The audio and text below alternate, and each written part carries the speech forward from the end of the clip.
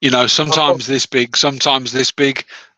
You know, there were little mats of Bucephalandra that potentially you could split up into sort of 8, 10 plants. But I didn't do that. I sold them. I sold them as clumps. I've got two boots in here. I've got two Um, aquatic boots of Philanders in here and one generic. I bought it off eBay. these were.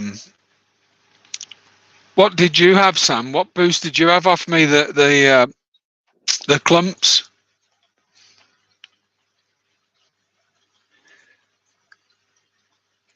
I had. I think I split a couple of them and kept some. I've got a feeling Sam had some Metallica, Purple Oh Rain no, and Metallica. Yeah, there I was knew one there was guy. a purple something. There was one guy on your group, on your Facebook group, who had a tank, and it reminded me. Do you remember the coral frag tanks everyone used to have a while ago? And he just Yeah, had different types of boosts, and I was like, that. I was thinking, that's a boss idea. That it might be Rob. Might have been Rob. it probably was. It's not the one where he's It, got like three racks of tanks on one side of his room. and they're all like on plastic shelves. I think so. Yeah, Yeah, Rob. yeah. That was On he- that room on is here, amazing. a shrimp fanatic. Rob is. Is he? Yeah. Red laser. Hello. Red Laser. Is he in the I chat? might. Is he? Yeah. Glenn, can you figure out how to top the chats up on screen? Uh, Share them with. Because on the that's the only thing I don't like about this StreamYard is that there's no way of getting the comments up on the screen for me. you can. You can. But I think you have to. Oh, there. Brilliant. Good evening, Red Laser. I can't even talk. I have to tap through them. Do you? Purple Rain wasn't Metallica anyway. It was Prince. Yeah. Yeah, we're on phone. On phone. I've got a mini gaming PC in the house and a very cheap not old laptop. It's about 2 years old, and but it's just a really sort of basic sort of Chromebook style laptop, and it can't run Windows. Never mind run an app on Windows. So the phone seems to be better, and I've got it on a little gimbal, my one. So gadget king. See, I've got nowhere to put a laptop in here. Oh, that's it's the king of the gadgets. Yeah, what you have to do if you've got I've got the comments on the side, and if you tap on the comments, they appear on the screen. I wonder if those comments on the screen then also appear on if they also appear on the saved video. Yeah, that's what I was hoping for, because sometimes I'll catch comments and stuff while we're live, and then I want to go back and speak to people. And Yeah, I've seen a couple of chat, like someone said, I can get you some pink flamingo trips when I was on Jeff's live stream, and I was like, I'm thinking to myself, yeah, I'll go back and I need to get in touch with them then, obviously. If we yeah, can. I do like pink flamingo. So there's 6. We've got 6 people on, so I'm probably going to sort of kick this off. Let's go. Some of the people in here know that I used to, as a business, sell plants, Tropica Aquadip. I've still got those accounts, but I've got nowhere really to store. And because of the not massive, well, one of them is, because of the large minimum order, I have to order like a couple of boxes of stuff, or a box, minimum of a box that's packed to the rafters. of plants. So I'd tried previously in the group to see if we could get a bit of like a pre-order thing going, better prices than you'd get in the shop, and it would literally be delivered, checked, put in a holding tank as a mass of plants, and then shipped out because they come on a Friday. I need to hold them till the Monday, and they'd get shipped out on the Monday. But it's whether people would be prepared to sort of wait for plants. Tropica, although they're quite expensive, Tropica, but Aquadip aren't as cheap as they used to be from a trade perspective. So I think I need to do a minimum by the time you've paid for postage and everything, and Aquadip charge for everything. They even charge for labels. So if you've got the little plastic labeling, we were talking about it earlier before we come on. Aquadip even charge for these on their dry goods. So if you buy a bottle of Ferts as an example, that's extra. They charge extra for that. I mean, I'd just absorb the cost of stuff like that, to be honest. But it's about it's about when you told me £100. I was looking for the. I've lost the cap off mine. Now you know I'll what have I to paid. Now send. you told me to pay for it. I'll, I'll have to send you one. the so yeah. I still want to try and get a bit of a pre-order going. Obviously, Aquadip do, and Tropica for that matter. So Tropica's a weird one. You've got to spend close to £200 on plants and about 140 quid on dry goods. Obviously, those are at trade prices before they'll even look at you, you know. And holding 200 quid's worth of plants in across a weekend, I could do. Holding them for weeks until they're sold, it's just not cost effective or viable for me to do that. But if people were prepared to wait, I'm more than happy to try and get a bit of a pre-order thing going. And they'd literally come on a Friday, and you'd Tropica and Aquadip get delivered on a Friday, but they'd come on a Friday. They'd be posted out to you on the Monday, so it's the freshest you're going to get them. You know, they won't be hanging around in tanks if you want to do that. So I personally prefer Tropica stuff, but that's probably just because I'm a bit of a snob when it comes to plants. But I've used both. I've got plants in my tanks from both, and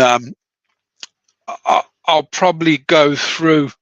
I know the shrimp guys already know about sort of what works for shrimp, but I'll probably worth getting Keith to start on his sort of go-to plants for low tech and why.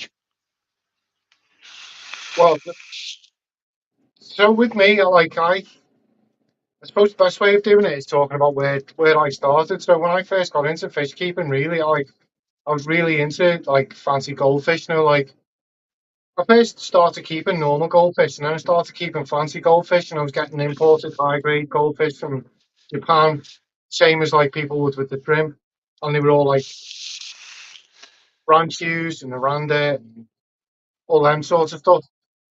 And then like it was all loads of loads of water changes, and you got a loads of dechlorinator and stuff. And then there was this one old guy on this group called Cocos, and he was like, just use plants in pots. So that got me into where I had to try it then because he had all these like Amazon swords and stuff, and he was like, it just absorbs all your nitrates. You don't have to be smashing loads of massive water changes. You got these plants, and he got me into. So I had all these goldfish tanks full of pots with soil in, and I was like, this is great, this. And he got me into this, which is LOD Adensa, and it's like absolutely amazing for absorbing ammonia and nitrite and nitrate out of your tank. A lot of like a lot of people say that plants absorb like high nitrates out of your tanks, but there's plants that like the likes of the crips I've got in here and down here. A lot of people say like with high nitrates that they've got nothing they can do with the high nitrates, so they'll just melt. I was reading some of the comments, so I got into like the low tech side of stuff, especially with like the wall start tanks, because this guy got me into baited tanks, and I, did, um, I started with that, and I made every little mistake that you can do. Where I was thinking, I asked what soil you could use, and everyone was like, use any soil. So I was using like high nitrogen, fertilized compost and stuff, and I was never having any luck. And it was only once I started researching it that I learned how you could keep it. And I also got into the low tech, like everyone was doing the cat litter tanks, weren't they? Where they were using cat litter as substrate so it absorb all the fertilizers and I like zoolite type thing, yeah, zeolite. yeah, and molar clay was big, wasn't it?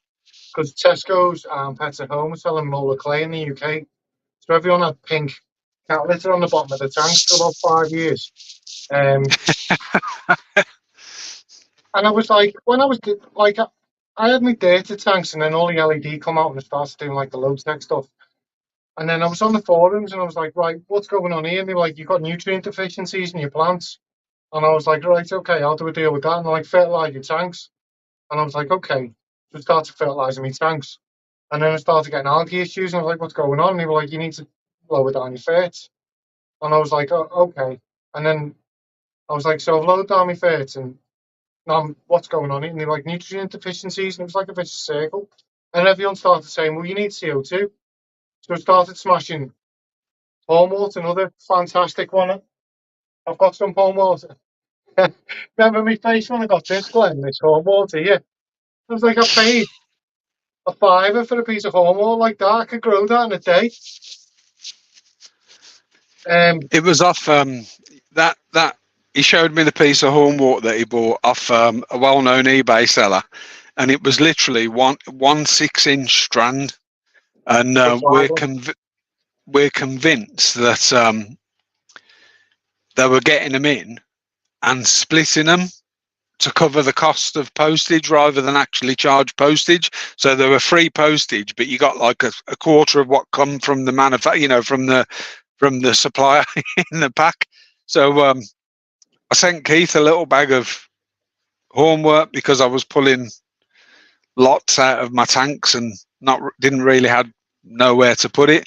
And as Rob's rightly said, one of the favourite plants for removing nitrogen compounds is I've never tried Elodiodensa. I think it's because I always associate Elodiodensa as a pond plant. It's a pondweed. That's what I've always sort of associated it with. That's the thing, like, that's what I was going to say. Like, so I kind of went all around the world, and I was like, I'll do high. I thought I'll try what do you call it, high tech tanks, and I've done everything. And then I thought, you know what, let's have more fun. I think what it is like I'm quite a heavy feeder. So like I was knocking my nutrients right up in all these tanks using ferts and then like loads of fish food and I thought, you know what, that stuff that old guy taught me years ago was like I thought that was the best way of doing it because you plant like a wall-stand tank acts as like a sponge for nutrients, like the soil absorbs it, the plants absorb it, and once you get it right, it's like it's a totally different method of keeping plants in tanks rather than having to constantly balance everything. It kind of chills out, and it. I don't think people realise just how much ammonia can get produced from a pinch of flake. I cycled a tank. Carishan, who's in the chat, it was the cherry shrimp tank, and it was Carishan who's in the chat that sent me those green jades, and I didn't have any Dr. Tim's. I must have chucked it when I was moving stuff from the house to the garage and having the final clean out. And I literally put a few fish flakes in, tested it a couple of days later, nothing. Put a few more in. A couple of days later, my ammonia was dark green on the test. And I mean, it's only a 20-litre tank, but it was literally a couple of pinches.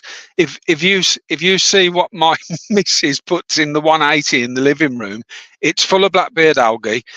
I have to treat it regular for blackbeard algae with liquid carbon, like the algaecide type stuff. And I've got on it. It's a dual vision. 180, and I've not only got the internal filter on that, I've also got an Oazi 600 Biomaster 600 on that, and I've got a 90 in the kitchen diner. I clean the pre-filters on the 90 once every 9 months. I clean the pre-filters on the one in the house weekly, because that much food goes in. And I'm going to show you something. Let me just walk down the room, if I can find one easily. Where have you gone? That would last my missus a month. Wow. That's a litre. That's a litre of flake. It would last my missus a month. How about this little bag of herrings pellets? The Yeah. StreamYard's the other way around to YouTube, isn't it? Yeah, yeah, Sounds like a myth. yeah. It's So You I'm going like you bring it that. in from the wrong side. Yeah. I'm going, look at this tank here. But this bag, I've had that for months, and I only ordered like a couple of grams. And I'm feeding 1, 2, 3, 4 tanks with it. Yeah, I definitely feed the shrimp too heavy. I probably should be doing 2 or 3 times a week per tank, depending on the inhabitants of the tank, because they eat biofilm. And I've got, what have I got? Feed shrimp. So I've had to put a board up. So Monday, Wednesday, and Friday I feed shrimp. You do?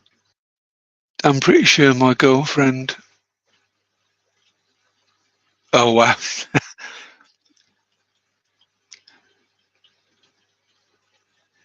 So there's a couple. There's a couple of One made me laugh, actually. I'll put this one up. So when we were talking about Elodia denta, Rob said pondweed, and I was trying to work out if he meant pondweed. So a poor quality one. Yeah. And then I'll put this one up. So Rob said it's all about feeding the whole ecosystem efficiently, getting them levels right, and finding the balance. Yeah, absolutely. It's always safer to underfeed than overfeed. Yeah, I'm horrendous for it, but since I'm using my board with what I'm doing on each day, I used to spend loads of time in here. I still do, to be fair, but I used to spend loads of time finding things to do. Now I've got the board. Maintaining this room is loads easier than it used to be, and it's because I've actually sat down and worked out how much to sort of do on what day. Feed the spiders on this day, feed the frogs on Tuesdays and Fridays. Feed the shrimp on Monday, Wednesday, Thursday. I add certain things to the tank, so probiotics and enzymes, but I alternate them. So I'll do probiotics one Wednesday, and the following Wednesday I'll do enzymes. Since I've had that board, it's just changed my life. It's so easy in here. I need projects. I need stuff to do. But so you were going on. Sorry, Keith, to keep talking over you. You were on about sort of Elodiodentia and what plants. So So what I did is, after I went all around the world, like I went back to this guy and was like, "So tell me what you're doing then." And he was like, "Well, I've got data tanks. I've got like I just put an inch of dirt in, an inch of gravel, and put my goldfish in that." So in the meantime, all these people are joining the group and going, "Help! I've got 10 goldfish in a 100-litre tank." And people are like, "Well, you haven't cycled your tank, you haven't done your quarantine, you haven't done this, you haven't done that." And it's old guys just like, "Yeah, I've got my dirty tank and my goldfish in it." And he just seemed to be there for years. And other people were coming and going, do you know what I mean? Coming in, becoming like computer experts on the subject. And this guy just popped away with his planted tanks. So in the end, I was like, "Teach me everything you know." So he taught me about dirty tanks. So I went to my local fish shop and was like, "I want to set one of these tanks up. And I want," and he was like, "Get aqua soil, go for the pond soil."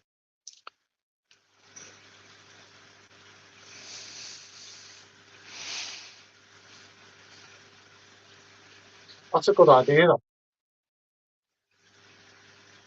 Yeah, this old guy was like, He said, get the pond soil that they plant the lilies in. And I thought, okay, so I Yeah. went. My my local fish shop were like, no, you need aqua soil. So I was like, well, this guy told me I need pond soil. He said, no, you need aqua soil. So I come home with this big tub. It spends about 40 quid on, and I tipped it in the tank, and it like literally just filled the bottom of the tank like one layer deep in the corner. And I was like, well, I just spent 40 quid on that. I ended up spending about 120 quid filling it with aqua soil. And then I bought all the wrong plants. And then I went back to this old guy and went, what am I doing wrong? I'm getting all sorts of algae. And he said, get LOD denser in there. As soon as I put LOD denser in there, honest to God, Glenn, nitrate just dropped to zero. But Algae control. yeah, it Rob, was have like, you ever used Alodia in shrimp tanks, Rob?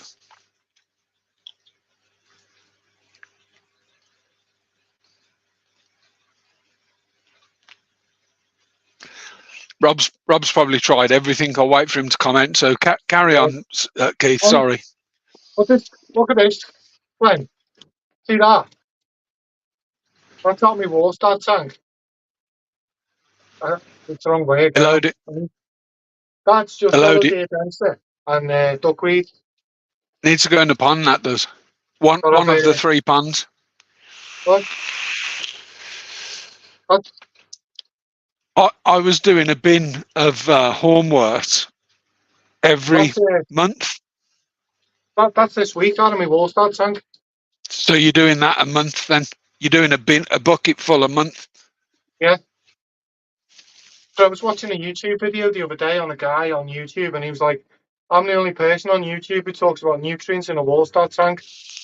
And I was like, I'm pretty sure I've talked about nutrients in a water tank a few times. And he's watched my videos because he's nicked a few of my ideas. No, when you put a video out, and then like a couple of days later, someone else puts the same video out, and you're like, Oh, pretty sure I've just covered that topic. I'm guilty of doing that with one set of Yeah, isopods, but I do mention it in the video. It's yeah, not gone out yet.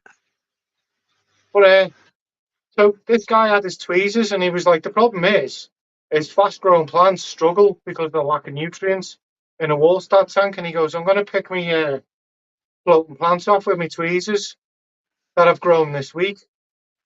And I'm like, lack of nutrients because I'm pulling handfuls of floating plants out every week. So something going wrong with your nutrients there in your tank, mate. Because that's a week's worth for me. Oh, So I can grow duckweed. Carishan can grow duckweed as well. Is the duck is really good at it apparently. you see my channel title? My channel title, channel title for about 2 months was Master Duckweed Horticulturalist. I don't know what it is now. I'm sure it's Exotic Algae Collector at the moment. I've still got I'm sure I've still got remnants of duckweed from 2 years ago. Yeah, When duckweed was very firstly introduced to one of my tanks, and it's like 25th generation. I've got it in here, in here, in here, in here. I've got it in tanks down here that I haven't even got lights on. And I've got it in one of my tanks. But my high-tech tank in the living room, even when I get duckweed in it, it disappears. I don't know where it goes. I can clear it. I don't know how Yeah, to get rid of it, but you've got to be on it every day. Tiniest little green spot, net it out, and you eventually get on it. And then for some mad reason, you don't bother with it for ages, and you look in the corner of one tank and you thought, where the bloody hell's that come from? I've never had it to the degree where I'm putting my arms in and it's all up my arms. I get that I've never had it to that degree. Rob says, I hope you catch more duckweed, Glenn. Rob was saying that back in the beginning he used to use Alodia Yeah. to get any algae. Well, And one of the things that's sort of important in a shrimp tank is you want some algae for the shrimp to eat. Yeah. So everyone sort of goes mad for the green wall, and I've got I don't get algae in the tanks that are heavily covered in hornwort, but I do in other tanks. But I get blackbeard algae in some of them as well, but not all of them. Hornwort releases allelopathic compounds into the water, which will inhibit algae growth. Oh, that's nice to know. I need to get rid of all my hornwort then, but if I do, I won't be able to send you bags full of it. So I'm probably going to talk about sort of plants for a shrimp tank and stuff that I'll use, and then we'll get some feedback from people. So I've probably been through loads. I've had neos in sort of heavily scaped tanks, which have done really well, but they're a nightmare to catch when you want to try and do a bit of culling on a neo tank. I've had really pristine scapes with I can't think of the name of it. It's a very small grass, but it's not dwarf hairgrass. It's something Braziliensis. It's quite a taller one. It's more like a little mip. They're quite tall, but I carpeted with it, and I made this choice. I'd got a bonsai in the corner, and on top of that bonsai, I'd got not dwarf tears. What similar to dwarf tears? Rob, what were you after, Rob, on mats? And they were out of stock. Hemianthus cuba, or however it's pronounced. It wasn't the Cuba, it was the other one. There's like there's a cube. It's exactly the same thing, but it's not the Cuba. It's the sort of bog standard. But anyway, on this bonsai, I'd like Monte Carlo, yeah, Monte Carlo. So this bonsai, I bought this mini bonsai, and it got like little flat wooden pads. So I glued Monte Carlo to it. Looked absolutely wicked, but the base of it was a bit rough. I'd got it up on the top of some Cerio stone, Neocaridina, Cerio stone, and I'd glued bits of spiderwood together to make like roots coming down the stone. And can't use it in the Neo tank. And everywhere. Can't use it in the Neo tank because it gives off calcium carbonate and increases the hardness. It does, yeah. So we got I had this mad idea that I could actually use like a Christmas moss to cover where I'd glued the roots on and stuff, and a little bit of Christmas moss made its way into the carpet. And even when I stripped the tree down and took all the moss off it, I think for about 8 months I was forever pulling out bits of Christmas moss. Ended up getting mad BBA in it. Could just done my head in, and I gutted and stripped that tank. So I've used loads. Neos, mainly epiphytes. I'm not a fan. So Bucephalandra, certain crypts, but only epiphytic crypts, just because if I want to do something, I want to be able to take everything out the tank. I want to be able to lift my plants out the tank and drop them in buckets and stuff.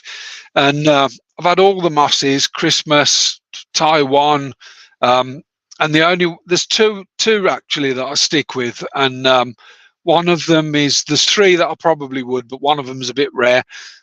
And Rob's got a really, really nice one. It wasn't Nova. It was Liliopsis brasiliensis. So it was. So the only mosses that I use flame moss, and the reason I use flame moss is because it doesn't attach to anything. So it just grows, and you can just pull it out. It doesn't attach to anything like Java. Grows pretty well. It's really good for sort of shrimp juveniles to go in. And Hookeracia moss, which I've got shitloads of. I need to make some pads, to be honest, and flog them. But Hookeracia moss, because I just like the way it sort of creates a mound. Yeah. And it just looks really nice. Rob's got some absolutely stunning mosses. That, from a moss perspective, that's it. Booses, and as I mentioned, hornwort, and that's probably it for plants for me. And there's sort of obviously valid reasons why I only use those plants for Caradina tanks. Most of my stuff is on. I know that somebody's asking about needle leaf, but my needle leaf's all right. It's grew really slow. So from that perspective, those are the only plants I use. I know a guy from Hong Kong, and he moans about the plants that I've got in the tank. He literally has a tank with soil and a filter and nothing else. His tanks are bare, and his shrimp breed like crazy. But there's nowhere for females to hide when they're getting absolutely battered by males. But he might have a really good ratio. Rob's got boost moss. Subwasatang was heavily promoted by certain people on the YouTube shrimp scene. What a vile, horrible plant. If you ever decide you don't want it anymore, nuke the tank, because you're never getting rid of that stuff. I've scrubbed it off rocks with wire brushes and reused the rocks, and they're covered in subwasatang. And that one of the difficult bits is because it's so brittle, if it breaks off and becomes sort of free form, it gets everywhere, absolutely everywhere. Rob, what was the Rob's got a mini Pellia moss, and we've ordered what was described as mini Pellia from Tropica, but it's totally different to what Rob's got. And the one Rob's got's absolutely beautiful. Whatever you put it on, it sort of so you'll put it on a rock or a bit of wood and it carpets it, and it follows the contours of what you've got it on. If you put it on a cube, it would be like a moss covered cube. It's really nice. It's cool. It's really good. So do you use any ferts at all in your Wallstad tanks? Not on purpose. When I've been dosing me low tech tanks, I put ferts in last week or the week before, and then the duckweed was about an inch thick. I've got the duckweed absolutely exploded in it. I never fertilize any of my shrimp tanks, but people have been commenting about a mini needle leaf boost. So Tropica did this. They did these specials, and the specials were only available in Europe. So if you're a UK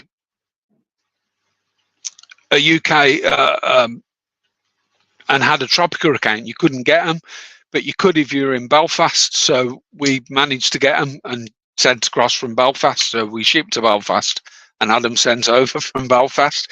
And there was a couple that were limited editions, and there was mini needle leaf, which was a 1-2 grow. So Sam who's on here reckon his melted, mine didn't, but it is really pale. So I'm thinking of fertilizing that shrimp tank.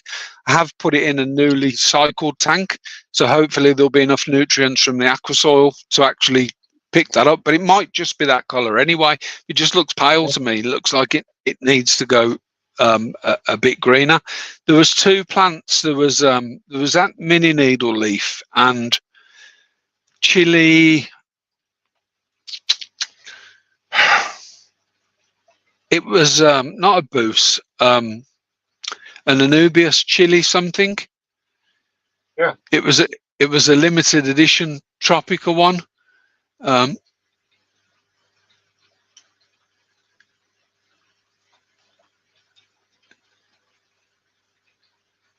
Yeah, Sam's. I'll put these on actually.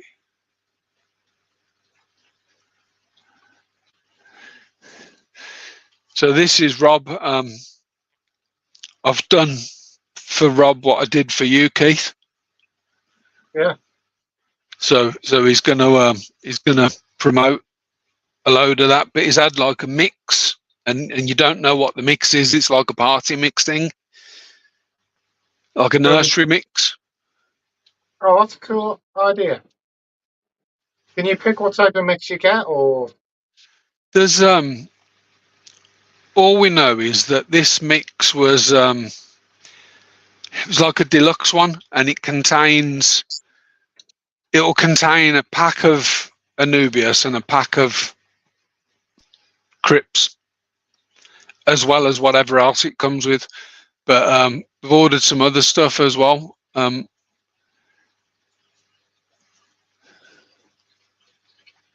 So like this video if you can, guys, as Jeff's well. on? Helps us. Hi, Jeff. Good evening, Jeff. Always great to see Jeff in the chat. So Rob's put highly recommend Aquadip Carbo. Is it Aquadip, Rob? Yeah, or Aqua Design? Aquadip. So Rob's just mentioned a couple of products, and funnily enough, I've actually pulled them out for the purposes of this. So liquid carbon. So we all know it's not CO2 replacement; it's an algicide. But I've been using that in my tank in the house because I've got a bit of BB8 to great effect. And also, and we stock these. So these are for your non-shrimp tanks type thing, or for Neos. The Plant Food Plus, which is really good as well. And we're having a mine's bigger than yours, because Keith had that one. I pulled out that one, and then I pulled out that one. And apparently size does matter. So I mean, it leads me nicely into Keith's got some pond stuff going on his channel. So for those of you that haven't been on the other lives, Keith's channel is Aquatic Fanatics UK. Nothing to do with our old group, just coincidence. And we were trying to work out if Aquadip did a green algae control, because he's got green algae in the tank outside. But what I've also wanted to bring to the table is this. So it comes in from the wrong side. So this is called Bing Sao. It's an ST. Spinning in things, don't you? Little spinning in. It's called Bing Sao. It's I've not used this, but I might try it on that boost we were talking about. And it's made by SL Aqua. So SL Aqua are a shrimp company. They make products for the shrimp keeping world. They do some plant stuff as well, actually. So I might have a look at some of that. And we can probably test some of that, Keith, and Rob for that matter. But ST shrimp tank formula. So what I'm assuming it does, it's probably light out on a lot of the things, and it emits the copper. So Rob's using so I haven't got this Aqua Design, so I've got Aquadip. Rob says that he's using I'll pull some of these up actually. So Rob says highly recommends Aqua Design Carbo along with Plant Plus. His planted tanks are on fire plant wise. So is that Aquadip Plant Plus, Rob? I'll let him answer. But and then the Carbo reminds me of the ADA stuff. Yeah, I've got another one. I've got another Carbo one as well. It's I quite like this as well. Let me see if I can find it. Not that one. Not that one. See, the only thing with the liquid carbon, Easy Life, Easy Life, Easy Carbo it was. Easy Life. It's not the same. It's not like a similar to Aquadip's brand. I'm shutting this door again. I'm not sure. I'm hoping my AC pulls on because it's blooming hot in here. This is, in fact, I've got one here because I use this as well. This is one that's open. So this isn't the Carbo.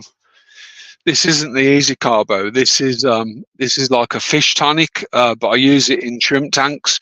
So to give them a bit of a boost, or if I see a problem. If I see a problem, one of the first things I reach for that is Vogel. Really like it. And with the liquid carbons, the likes of your the aquatic one, and there's Flourish Excel, isn't there? That if you put that stuff, it'll LOD denser will just crop out. It'll just go brown and die. Um, I mentioned that a few times. So my tank's no argue pretty decent boost through. So Creation's just saying that I think he's on about this stuff. Yeah. He said it's pretty decent in a shrimp tank. Rob found it on Amazon. And Google is good. So caught up, I think, with the comments. I keep missing them, so apologies if I've missed any. Yeah, so I do know that, like, with your carbons, it'll the LOD denser will just crop out. It'll turn brown and die. And Val melts. I've spoken to a few people about this, and a few people have said to me it's an old wives' tale. It doesn't happen. But then I've been on CCAM's website, and CCAM's website says like Val will melt, but then grow back if you put a heavy dose of the carbon in. Whereas LNP denser, like it just bingos it. It's game over for it if you don't Well, liquid carbon. it is an algae. It's an algicide, isn't it? Liquid carbon is an algicide. It's, you know, if you put it in a syringe and squirt it on some blackbeard algae, the blackbeard algae goes pink and dies, and then amanos eat it, you know, or whatever color it decides to go. I had it on that tank in the living room, the one that's heavily overfeeded, down the seams. I don't know if anyone's ever seen the seams on a dual tank. They're like, it's like a bead inside. Yeah, it's like a black bead, isn't it? Bead, yeah. So it's obviously machine done, but that was actually furry. It was absolutely furry. So I drained the tank, sort of 80% of the water. I do 80% water changes on that tank. I drained it 80%. I need a python because I have to carry buckets in and it kills me. 80%. And what I did was I got like a big 50 ml syringe, and I just, while it was empty and I sat down and had a cup of tea, I sprayed it all down the edges and all over the box filter in the corner. And I don't know if you heard that motion detector at the front door. If you didn't, then this is really good. So, but it's gone. It's completely gone. And I've got a couple of Grammys, kissing Grammys that I've had. I must have had them 9 years plus, and they're probably bigger than my hand. One of them, wow. But I think I've seen them sucking at the blackbeard algae. So I don't know if they're picking out little microflora and fauna, but they must have eaten the dead blackbeard algae because it's like a pure clean seam now. It's apart from the last 20%. so it's an algicide, you know, and I'm assuming that plants like swords and Elodia densa, it impacts them and the way they photosynthesize or whatever. Well, Elodia densa, I was reading about it, and it won't respond to CO2 in your tank. If you put CO2 in your tank, it won't grow any faster because it uses, like you were saying before with your calcium on the, like the likes of Stone will release this, it'll release calcium chloride and stuff. Well, Elodia densa will use the carbon in that, in your KH and your bicarbs rather than CO2. And it's these plants that use that liquid carbon, like the carbon in your KH and your hardness. It's the plants that use that. They're the ones that are affected by your liquid dose in the likes of Excel. I remember. It can't be a coincidence, can it?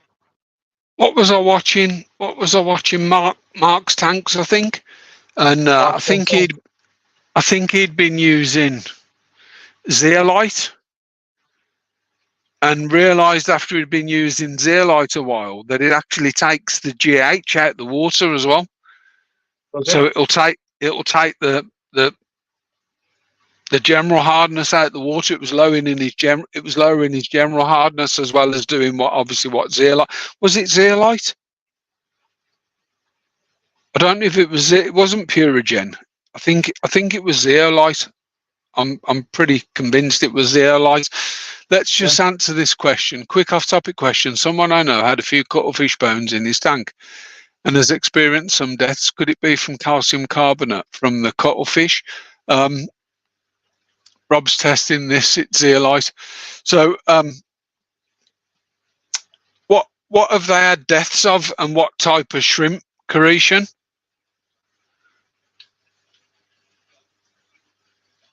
See if he responds. Usually takes about a minute for a comment to come through.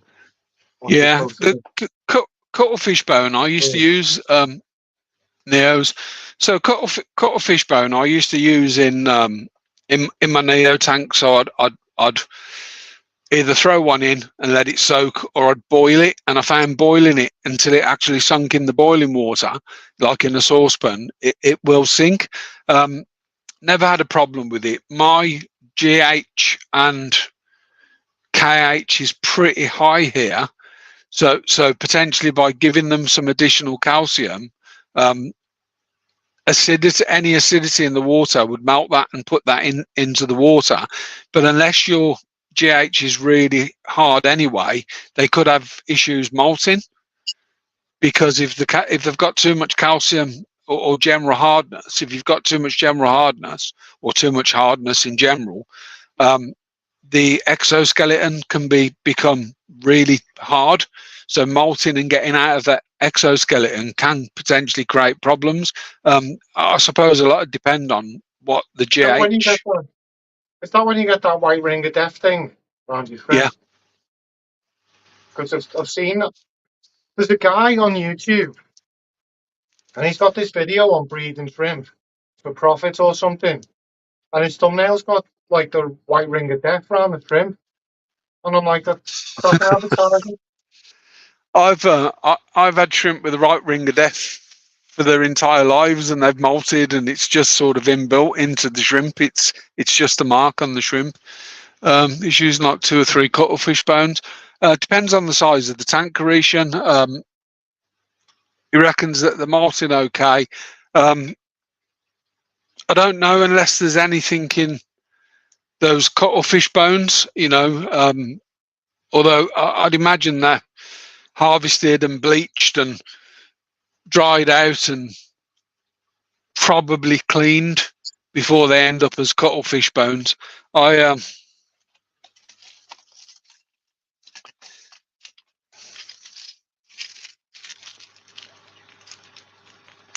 always got a bag of cuttlefish bone, but not for the shrimp.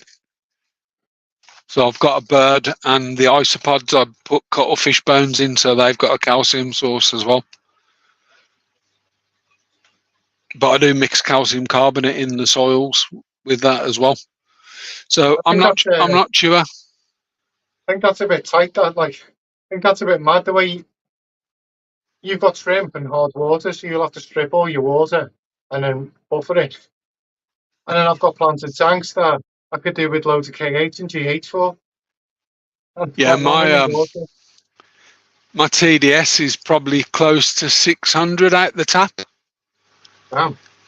I'm sure I did a video. I'm sure I did a video where I changed the pre-filter. It'd been a while since I changed the pre-filter, and I put it's a 5 micron. I put it on top of like the wheelie bin. Sunny day. When I picked it up, there was like a pile of sand, like silicates on the top of the bin, and that was when I stopped drinking tap water. Don't drink tap water anymore at all. 80 litre, 3-4 cuttlefish bones. Don't know. I'd be interested in knowing the GH and the KH of the tap water that he's using, and in addition to that, probably the acidity of that water. Rob says his water from the tap's like liquid calcium. See, that makes me jealous. But then Creations is spot on for Neos, really, 250 to 300. But I'd I'd still recommend RO units or HMAs for anyone keeping any type of shrimp, because yeah, your KH might be this and your GH might be that and your TDS might be this, but what's it made up of? You don't know. Yeah. At least if you're stripping that out and adding minerals back, you know exactly what's in it. I totally agree, because you don't know what a TDS is measuring, do you? Nah. I mean, even in a shrimp tank, measuring TDS, it's a guide.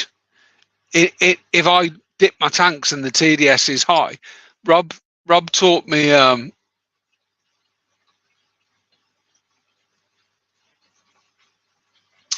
Rob taught me. I was terrible for chasing TDS, and Yeah. it don't. There's no need to, because your TDS in a shrimp tank will rise gradually, and they become accustomed to it. But what is really important is your GH. Your GH is important. I was terrible for chasing TDS, and there's no point. Do your regular water changes. Assume not your calcium in your TDS and your GH. That's important with the shrimp. As opposed to magnesium. For Caradina, anyway. I'm a complete novice. So I'll put this up. Yeah, Carishan, it is, Rob. So Vern's just asked the question about what's HMA. It's the proper name for HMA is called a heavy metal axe, believe it or not, and it's a type of filter that takes out heavy metals out of your tap water. So it's similar to an RO, but it doesn't. It's more of a filter than a membrane. So RO pretty much tries to strip everything out, whereas HMA doesn't. But you can still put sort of preset. I think Rob might have tried HMAs. I've never used one, but the discus lads tend to use HMAs. So an RO unit's really slow, depending on what RO unit you buy. But Rob does use a HMA.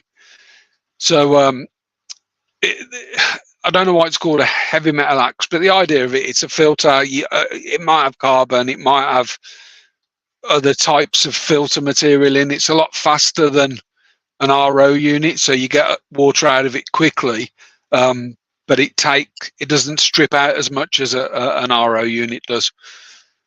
HMA, say it dechlorinates and removes fine particles. That's a simpler answer than me. So Rob uses one. It's I'm sure the discus lads use it because they tend to have bigger tanks and they need water quickly. The marine lads might use HMA as well. No, the marine lads use auto water and then add the salt. The marine lads. Rob, I kept marine years ago. Had a massive 5-foot tank in the living room, so it was 5 by 2 by 3, no 5 by 2 by 2. So it was 5 wide, 2 foot deep, 2 foot tall, and built my own filters for it. Designed my own filtration system for it. I'm talking 90s, early noughties. In fact, probably 90s, probably mid 90s. So the thought back then of having a marine tank that was sort of this big it was never going to happen. But now people have them. I stopped keeping marine when I bought an anemone, a malu, big malu anemone. And the guy was a bit forceful removing it from the glass, and I put it in my tank. And when I woke up the next morning, my tank was like milk, and everything in the tank was dead. Yeah. And I reckon what happened to the anemone? Just disintegrated. Did it? And polluted everything. It was big. It was massive. Yeah. But my filters broke it down, but couldn't deal with it. It was immense. And the whole tank was just like milk, and everything was dead. And I estimate, I was working in an aquatic shop at the time, but I estimate circa 2.5 grand's worth of coral and fish and inverts in What the 90s. what lights were you using back then? Glenn, I was just the marine, using actinic so tubes, the T5s, like T5s, loads of them. But with specialist bulbs, like, so there'd always be an actinic light in there, a blue light, like a 20k, 20 and Kelvin type thing. that stayed on 20k. at night, so that one never went off. Yeah, see, But yeah, just T5s, yeah. I got into marine about 2013. And I set up a 100 litre tank, set it all up, got a few soft corals, and then I got the bug. And I had a few quid, so I went out and bought an aquatic 400. Bought like the Japanese or Chinese, they called them the Chinese box lights, didn't he?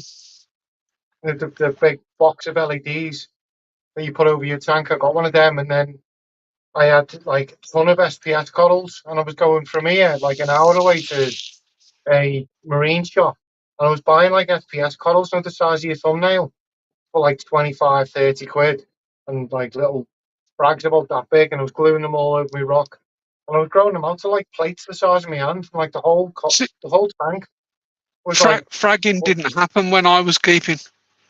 No no, one was fragging.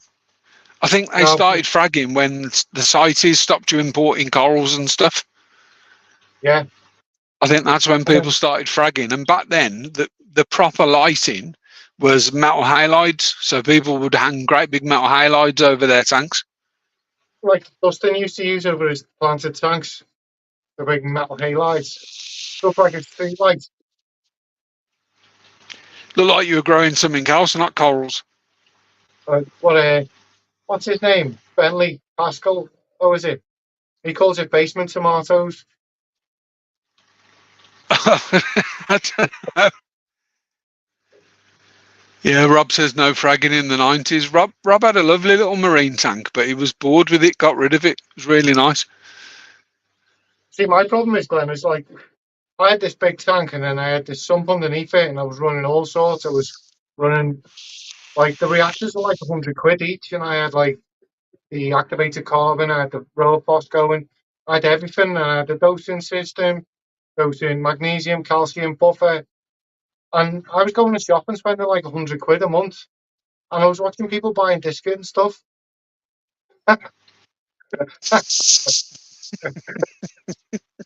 And I was thought, I'm not enjoying this anymore. And then my whole tank, I don't know what happened. What's it called? You know when you get that STN, where your corals just start stripping from the base, and you just see them like a going white in the bottom. like bleaching. Yeah, I had one, and it started in the morning before I went to work. I had like you could just see like a skeleton on the bottom of the coral, and I thought, I don't. I'm gonna have to deal with that as soon as I get home from work. By the time I got home from work, all my corals had gone white, Well, and I was it's like, that's it. heartbreaking. I Yeah, thought it's that's it. Done. heartbreaking. That was And then exactly the same as me. We I lived thought, in well, yeah, go on, Keith. I thought that's it. I'm done with marine. Stripped all the tank down, and I was like, I want to do something in freshwater that's like marine. And I was searching the internet, and I was like, I want to do the closest like kind of environment to um, a marine tank. And I come across this article in Practical Fish Keeper magazine called the what was it called? The freshwater reefs of Lake Tanganyika. And I sat there Yeah, and read it, and I was like, wow, this is amazing. So the 400 litre tank, I had all the live rock, and I'd left it outside, let it all dry out for a few weeks, and I set it all up, and I followed like one of Takashi Amano's like aquascape designs, where he was like, where he cuts an aquarium into 9 boxes, doesn't he? He's like, you need to hit this bit with 2/3 the height, and this bit with 1/3 the height, and, and then you hit the whole golden ratio. And I was like, well, that seems so simple with this Lake Tanganyika tank, because I said this habitat up here, and I thought that'll be perfect for rock dwellers. And then I had like the 1/3, and I thought, well, that'll be best for like your shellies. So I ordered a load of shellies, load of big snail shells, like the French. Rob, The snails are Rob's Frenchy. Rob's Talking about breeding shed loads of them now. of which of The which shellies. which ones is he breeding? He'll comment. Which He's got a few different species, I think, and has he? they're having a clutch, raising that clutch, and then having another clutch, and you've got 2 or 3 different clutches, all different sizes in the same tank, all living in Yeah, that's harmony what I at the was. moment. So I had this tank, and I What type, staked it Rob? all, and I was posting pictures of it on Instagram. I keep still dwellers. He'll I'm put done. he'll put the species name up in a second. He's got some lovely fish in that Rift Valley tank. Has he? Yeah. I Keep was. I, sending me pictures of them. I keep talking about like Tanganyika tanks lately. My So I had tap like water would probably loads. be perfect. Yours or mine? Mine's useless for them. Like I say, there's a well up the road, and it's all like limestone. It's like hard. So everyone up about a mile that way can breed tons of like. Wow, I've never heard of them actually. Neolampologus congrensi. I've never heard of them. I'll be honest. Obviously, I've heard of Neolampologus. Bashardi. I've got. So in that tank, I had Bashardi, and so I set that 2 foot, the 2 third structure up. It was probably about a foot, maybe a foot and a half in height, this rock structure, and it, like mounted it all down, so it kind of flowed into where all the jellies were. And I had Bashardi living in it, and then within 4 weeks, it was like a little cloud of Bashardi, and I was like, yeah, they bred. And then within 6 months, I go in the fish room, and there was they bred again. There was just ton after ton after ton of these Bashardis, and I was pulling them out, putting them in other tanks, and they were breeding in that tank. But they're like a Neo family, aren't they? They Neo kind of, Zambia Zambia, I've never heard of them. and them. Ocelot, they're the little ocelot golds, they call them, don't they? But they're like a little bulldog then, they're like they're territorial, I think. Julia the Chromis. I like the Julie. Julies, to be honest. I've They're been strong. saying today, They're nice, the Julies. yeah, my dad, Lalupi, um, or Lalupi, however you pronounce it. But I had about half a dozen of them in my tank, but I was posting pictures of this Lake Tanganyika tank that I had on Instagram, and it was just getting hundreds and hundreds of likes. Wolf Aquatics, I chose all the rare ones because I'm a geek. I'm going to hold you to that. I Calls me a geek. yeah, I'm a tech geek. I Yeah. I'd love I'd to love to go. It was if I could get out and I could drive. I think it's sort of North Nottinghamshire, Wharf Aquatics, and yeah. it's an hour away from me. If I could drive, I'd do a fish shop tour on the channel. Yeah. I'd love to do a couple of fish shop tours. It's not worth doing any local because they're crap. My local fish shop brought in the other day multis, and I was thinking, I want them, I need them. I haven't got any tank space for them. But like, this is going to work. And I went, how much do you want for them 6 multis? And he said 100 quid, and I thought, 100 quid? About 2 years ago, 3 years ago, they were like 6 quid each. I'm not paying 100 quid for 6 of them. I'll get things sorted and join you to show them some of mine. We always need Presenters someone else to bring people in. Yeah. yeah. One of the difficult things, and we haven't sorted it yet, but you can only, if I had a decent laptop, there's a bit of software called Camo, and you can link So you can run StreamYard on your laptop. You can link your phone as a webcam, and then you can use front and rear cameras on your phone. But Yeah. my laptop's just, I'm not going to swear because it's a lie, but it's not very good, and it starts in an S and it ends in an E. I say I bought it. It was 150 quid, brand new, so you can tell what type of laptop it is. But I literally bought it because the plan when I started the business was that I was going to continue to work, and I wanted to teach my nipper how to run a business. And the laptop, I bought the laptop for him so he could sort of keep an eye on orders coming in and pack them. And I used to work away quite a bit with my job before COVID. And obviously I set the business up after COVID, but we were starting to get back on the road and go out to customer sites and stuff.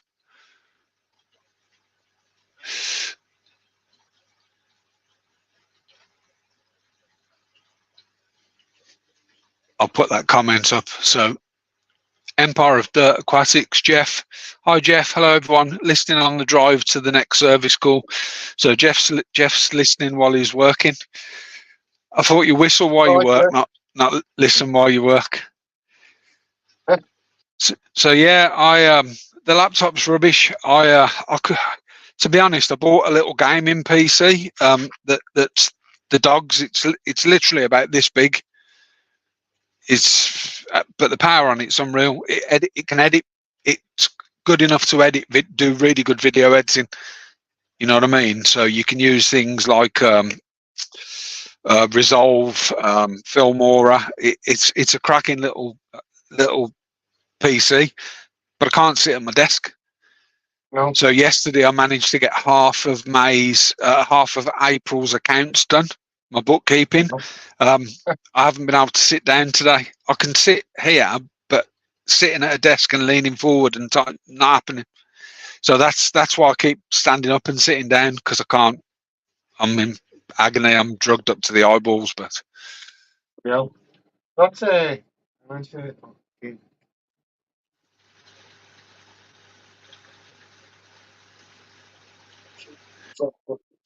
oh, that'd be boss, that, mate. I'd love some rare mosses. I'm just collecting rare algae at the moment, so they go nice.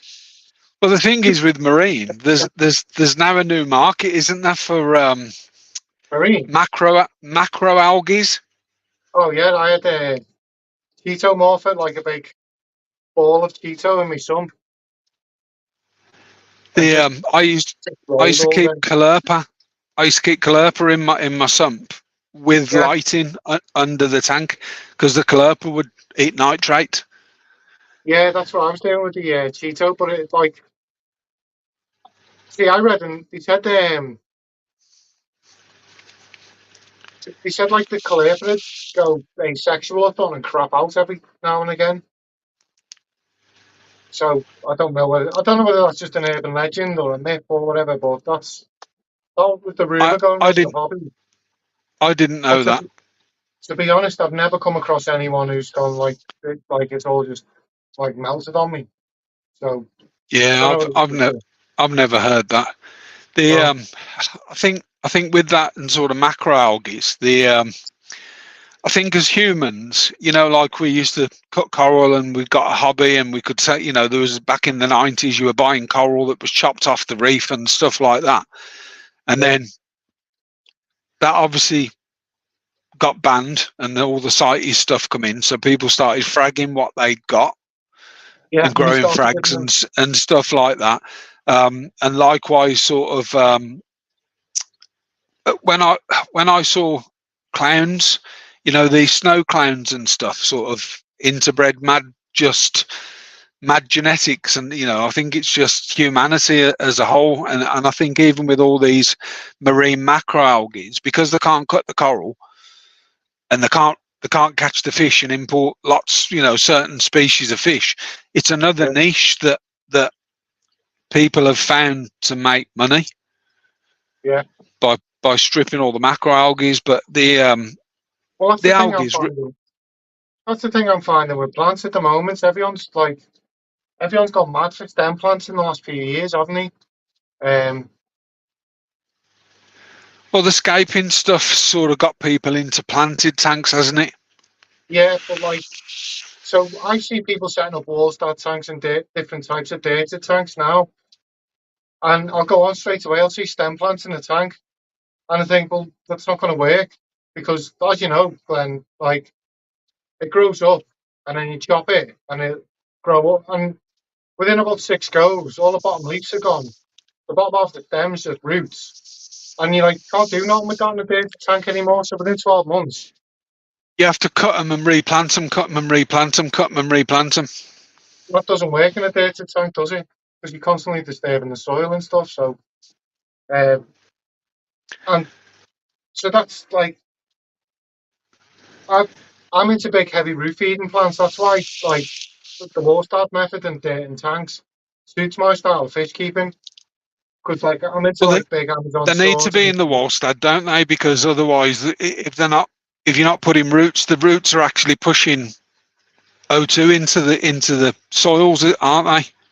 yeah, and I always say like it's tilling the soil. It's like these plants like selective LOD denser, it just leaks oxygen into the soil, keeps it all oxygenated and then it's in the Otherwise, you'd soil. end up with an anaerobic stink bomb. Yeah, basically it just your fish tank could smell like eggs. And I want to answer Rob's question. go ahead, let's do it. But do you want me to answer it as well, or you Yeah, can't say it, Glenn? Go on. mine's nothing to do with aquatics.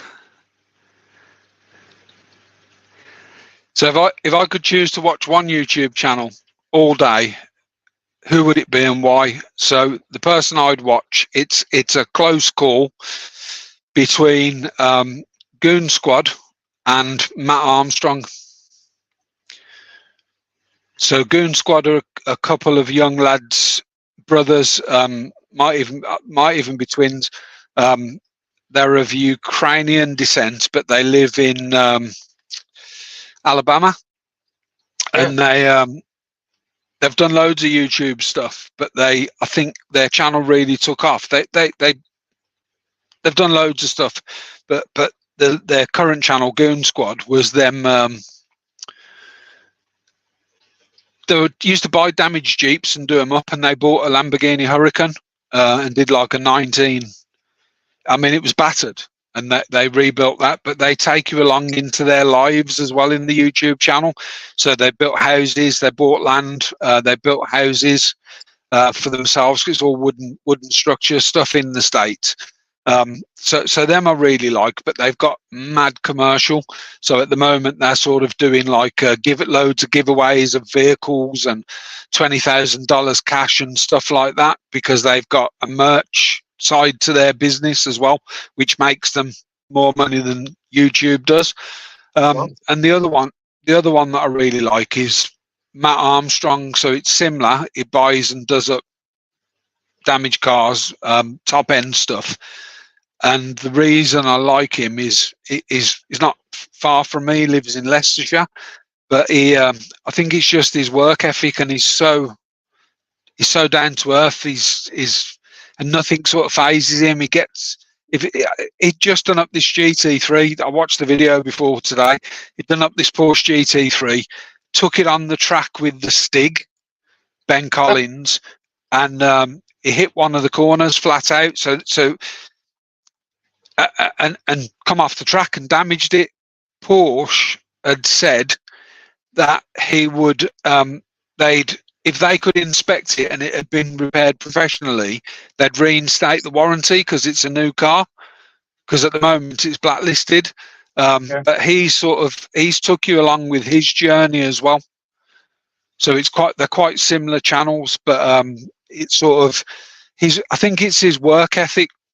Matt Armstrong, I think he's actually got a t-shirt that says hard work over skill or something. Hard work beats skill or something like that. Just keep going, keep going, keep going. But yeah, he's got a little Boston Terrier called Kevin, a dog. So, but yeah, those are the ones I'd watch. So I'll pass it over to you, Keith. If you could watch one YouTube channel all day, who would it be and why? See, this question would change for me all the time. Um, the one YouTube channel I'm finding is fascinating at the moment is Alex from Victory. Have you seen his channel? No. No, well, he does all like he goes into like all the history of aquarium keeping and stuff like that. He goes like really in depth in topics, and he Oh, talks that'd about be stuff good. that's just comes. He talks about stuff that's just come into the hobby, and like he was talking the way I don't know whether it was like a new type of snail that's come into the hobby, but that was fascinating. Um, but he like really deep dives into the aquarium hobby and like its history and stuff that's going on and like the biology of a fish tank and stuff like that. And stuff like that's right down my street. So you can just go like down a wormhole listening to him Yeah, talk for hours. If I watch one of his videos, I've got to watch the next one and the next one and the next one. yeah, yeah. I get like that with some channels. Let's quickly go through these. We've dropped down. I'm going to wrap up in a second. So Red Laser says Empire. Rob says love some MA, Matt Armstrong. So his brand's MA. That's what I was talking about. Mine would be Keeping Fish Simple. So I do like that channel, the Australian lad. And Yeah, again, I think with him, it's probably just Rob that's on now. He crashed it, Glenn. Keeping Fish Simple. And I think again, it's his work ethic. young Nick, he's absolutely flying, isn't he? Yeah, he's got his little shop going, but again, I think it's his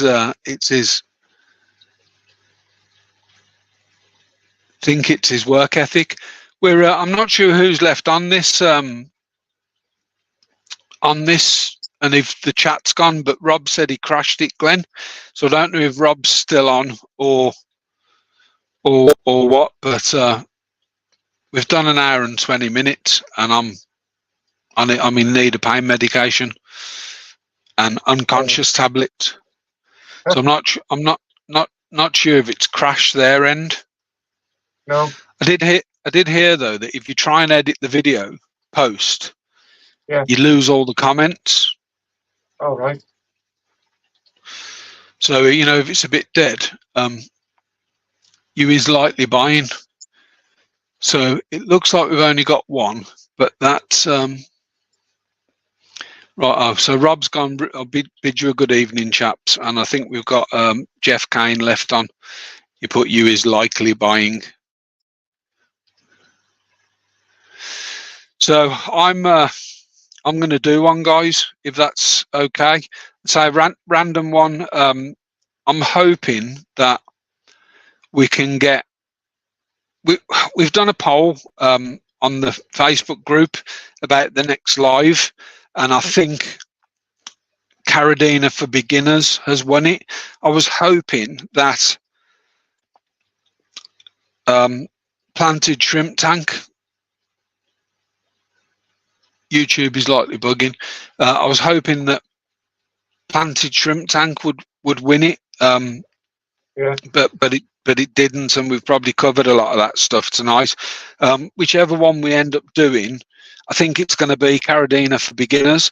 I think whichever one we end up doing, there's a question that Helen asked in the group. Helen's one of the group experts, and one of the questions, well, she wanted it as a topic. So it's telling me we've got 0 now, but it was how to keep your tanks cool. yeah. So King's Aquariums just appeared. It's Arnold. So you might be late to the party, Arnold. We're just wrapping up. We think it bugged out and people disappeared. We went sort of from 8 or 9 down to 5, down to 6, down to 5, and then it just went to 1 and none. So we are just about to wrap it up. Hi Arnold, you okay? Hi Arnold, that was a TV program, little kids program back in the 80s, I think. Hi Arnold. Yeah, when I was a Do you wee remember nipper. it? Yeah, I do. Yeah, I used to love it. Hi Arnold, yeah. Got a head like a football. Good Yeah, program I it was. remember I used to enjoy it. But all my lights are off. Me creatures are all asleep, all except my ember bees. I absolutely love these. I'd love some mad expensive. Hey Jeff. So Jeff Kane's still here, and King's Aquarium's still here, and somebody else is back on now as well. So there's 3 people here. But them ember bees, Marula Nella species from Thailand, absolutely stunning.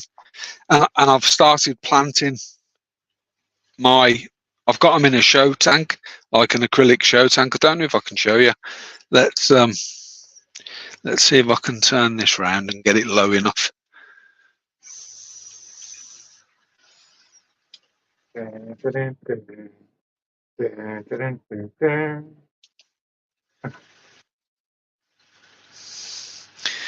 So it's a little acrylic show tank with Marula Nella species ember bees. Absolutely love them. My favourite of the pods that I've currently got, but there's some mad ones. And this is like an aeroplane joystick. You have to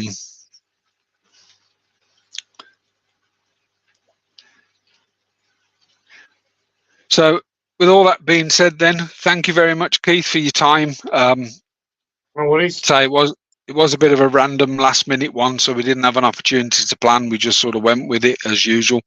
But the next one I think is going to be planned, and I'm hoping that I can get Rob on it. So he did agree, and then he disagreed, and then he agreed, and he'll come on it. We'll twist his arm.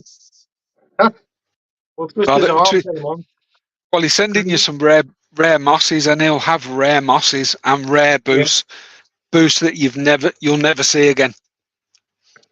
He's got he bought a grand's worth of rare boosts.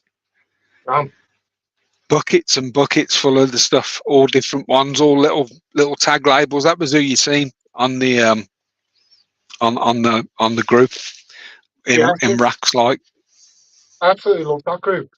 But as I say, I was starting to do shrimp breeding videos, and then I went on the group to do a bit of research, and I was like, I don't know nothing about shrimp compared to these guys. Like, these guys, you're not on your own, mate. I don't either.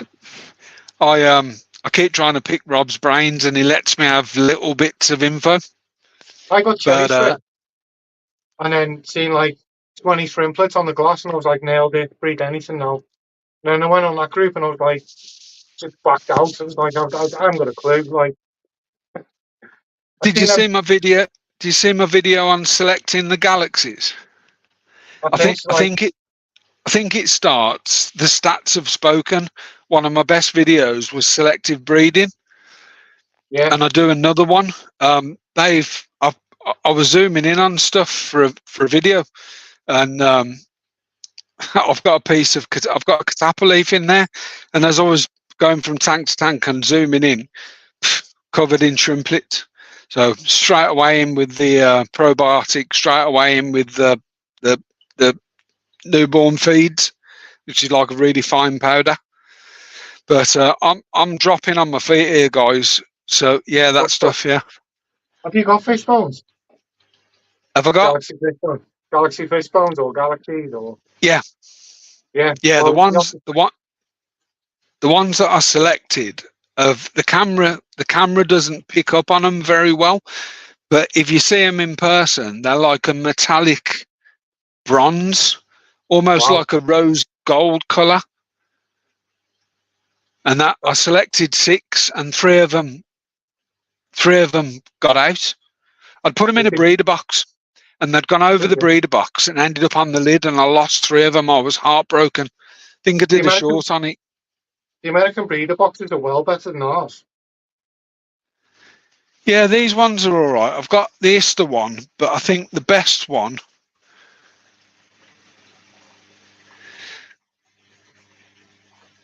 I'm just looking. I've just spotted a dead shrimp, unless it's a piece of food.